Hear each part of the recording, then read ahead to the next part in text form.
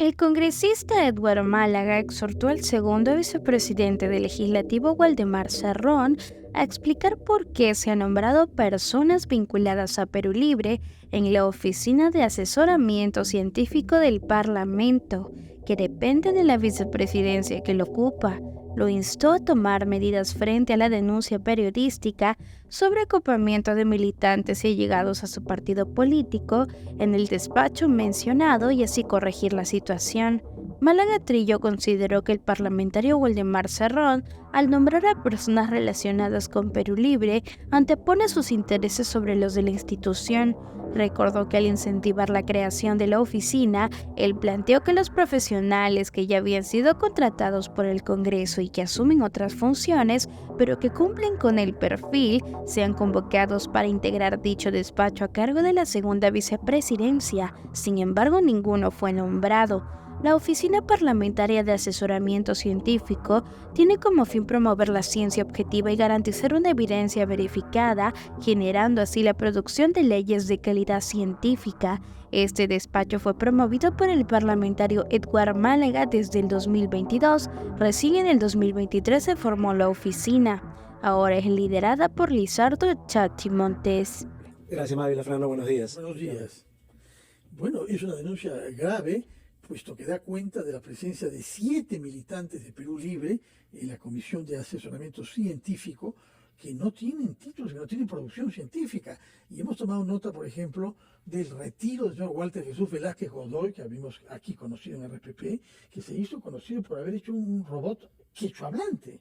Estamos hablando de méritos eminentes en tecnología y impacto cultural. ¿Por qué cesan a ese señor? Es un feudo, es una chacra que puede ser manejada a título discrecional por el vicepresidente del Congreso, señor Waldemar Cerrón. Es una chacra definitivamente, Fernando, pero yo quisiera, para que la audiencia entienda el contexto, explicar un poco lo que significa esta oficina de asesoramiento científico.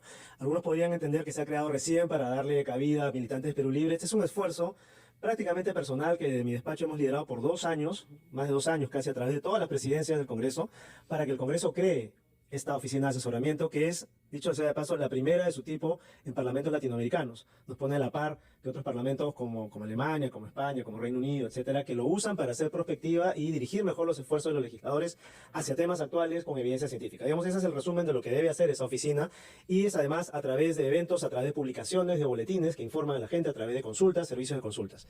Entonces, la oficina se terminó de concretar hace unos 4 o 5 meses, ya finalmente con un acuerdo de mesa directiva, pero el punto de fondo acá está en la discusión, es que ciertas áreas del Congreso son repartidas, son distribuidas cada vez que una nueva mesa asume.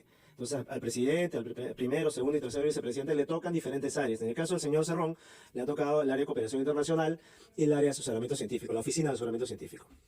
Así pasa también con las otras vicepresidencias. Claro, eso iba a Entonces preguntar, queda ¿cómo es responsabilidad. posible? Es decir, ¿dónde ha estado el camino, digamos, abierto para que se pueda hacer un uso de esa naturaleza? Claro, pero digamos que esa es práctica parlamentaria, es tradicional repartirlas, distribuir las áreas para su manejo y administración. El problema es cuando cada persona hace un uso de esas áreas para favorecer un esquema de clientelaje y clientelismo, no para poner prácticamente a sus partidarios. Entonces, si la gente de confianza es capacitada y es buena, no hay ningún problema, pero si la gente de confianza es como la que ha puesto el señor Cerrón en estas oficinas, tenemos un gran problema. ¿No debería existir un candado para evitar que gente de confianza, digamos, ocupe puestos que requieren otro tipo de capacidades? Totalmente, debería haber candados, pero por eso hablamos siempre de que los procedimientos del Congreso tienen que ser reformados. Estas son cosas que nadie quiere cambiar. Si tú les pides cambiar, nadie va a querer cambiarlas porque es un vehículo para poder colocar gente del partido en estos lugares. Ahora, el problema es también que se está desvirtuando la necesidad o la importancia de tener órganos altamente especializados en el Congreso. La intención de esto ha sido, lejos de un favorecimiento personal, porque yo no tengo bancada ni partido, ni he colocado a nadie ahí, ni tengo un cargo siquiera en esta oficina. El objetivo ha sido dotar al Congreso de una suerte de CEPLAN, una suerte de órgano estratégico de planificación, lo cual redundaría en su capacidad, en la calidad legislativa, en la imagen al público, en la aceptación. ¿Y qué tenemos ahora? Todo lo contrario, porque se han destapado por 2 medios ya que solamente ha servido para incluir a gente del Partido Perú Libre. Pero para contratar personal calificado en una oficina de esas características hay términos de referencia. Hay que probar que uno es competente y que es productivo en el campo científico, ¿o no? ¿Cómo se ha contratado a esa gente? Claro, pero Fernando, hoy en día cualquiera te saca un doctorado. Con eso te digo todo. ¿no? Entonces, exigir doctorados ya no se ha convertido, ya no es una valla suficiente. Pero publicaciones, contribuciones. Claro, eso no está determinado en los Claro, en a los eso nos perfiles. referíamos cuando le decía, y cuando usted además corroboraba la necesidad de un cambio en el reglamento.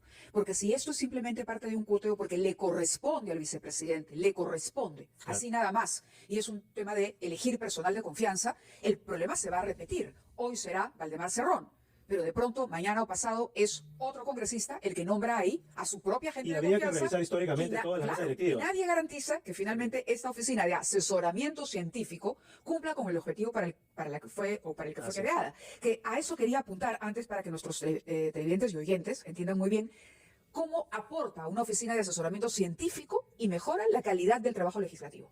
El ejemplo más sencillo creo es, por ejemplo, la inteligencia artificial, ¿no? Hay una ley que se ha aprobado hace poco donde se dice queremos promover los beneficios de la inteligencia artificial. Pero hay un debate en el mundo sobre los peligros de la inteligencia artificial, los riesgos de la inteligencia artificial, que tienen que ser regulados y prevenidos de alguna manera. Tú misma has sido víctima de, ¿no es cierto? Las impersonaciones, se dice, impersonar personas, el robo de identidad, etcétera, todas estas cosas.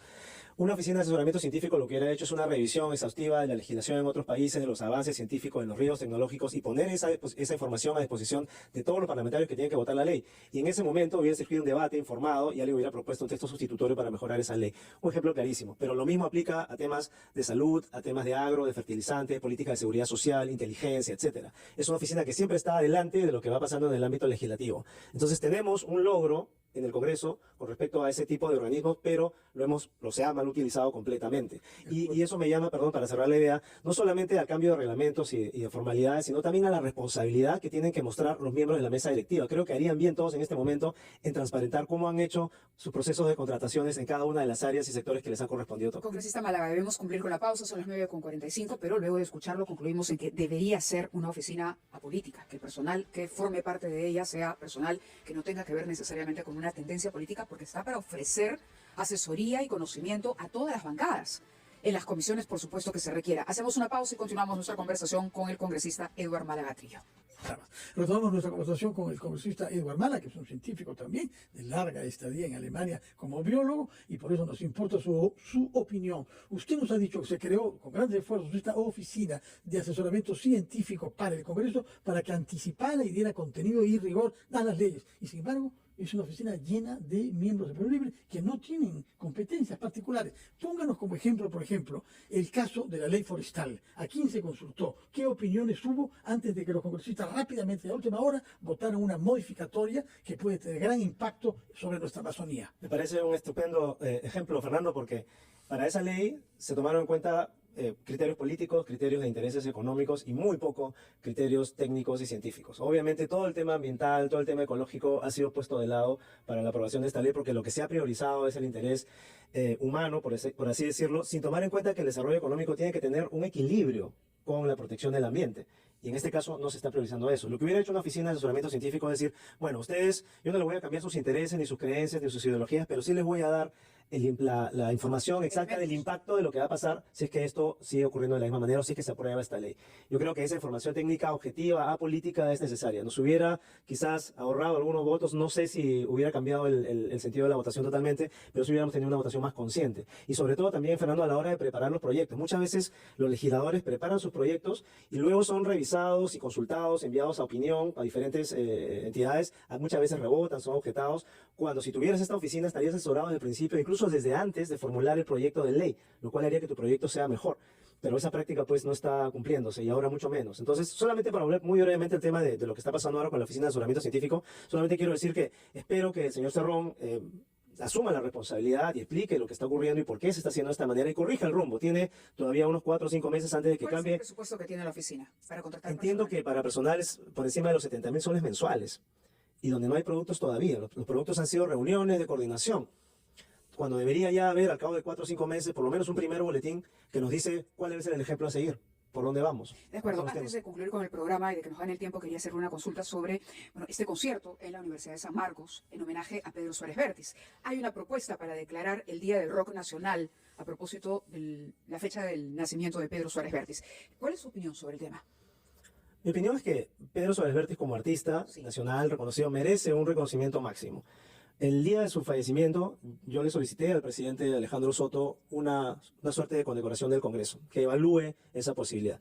Hacerlo ahora por proyecto de ley, por un día del rock, es un camino alternativo que creo que ha venido generalmente de los Pero fans. entiendo que la familia no está de La acuerdo familia con no la estaba. A propuesta. ver, vamos por partes. Yo decidí, como amigo de la familia, esperar a ver si es que había un pronunciamiento de ellos, un deseo de ellos, porque justamente uno no quiere chocar con el deseo de la familia. Pero hubo una iniciativa de mis colegas de Avanza País de hacer este proyecto de ley para el 28 de diciembre, que es el día de su fallecimiento. Claro, perdón. Y la familia no estaba de acuerdo con esto, entonces lo que se ha hecho es solicitarles a mis colegas que se cambie la fecha para el día de su nacimiento, con lo Es cual más lógico, ¿no? sería algo más apropiado, me parece. Y en todo caso, hay que reconocer también que hay muchos ciudadanos que están interesados en apoyar esto, o sea, no es un tema trivial, no se debe trivializar. Y lo mismo debemos hacer con la mayoría de nuestros artistas que van pasando a mejor vida, ¿no? Pues bien, veremos entonces si se concreta esta iniciativa. El rock en el Perú merece como género específico tener el mismo reconocimiento que otros. Tiene más antigüedad que otros, pero tiene una enorme audiencia entre los jóvenes y las letras parece que impactan cada vez más. Nos da también, además del impacto cultural, un sentido de unidad. Todo el tema cultural es un asunto que impulsa la unidad e identidad del Perú. Y creo que lo de Pedro es evidente. A donde vas en el Perú, escuchas su música y es un tema que une peruanos aparte de las ideologías. Entonces hay que reconocer ese impacto. No solamente es la trivialidad, la farándula, el espectáculo, es el impacto que tiene sobre la nacionalidad y sobre un artista que quiso muchísimo al Perú. ¿Y tú qué opinas sobre Waldemar Cerrón, en donde lo acusan de copar la oficina con los militantes de Perú Libre? Déjamelo saber aquí en la cajita de los comentarios. No te olvides darle like a este video, suscribirte a nuestro canal y activar la campanita de notificaciones para mantenerte siempre informado. Nos vemos en el próximo video.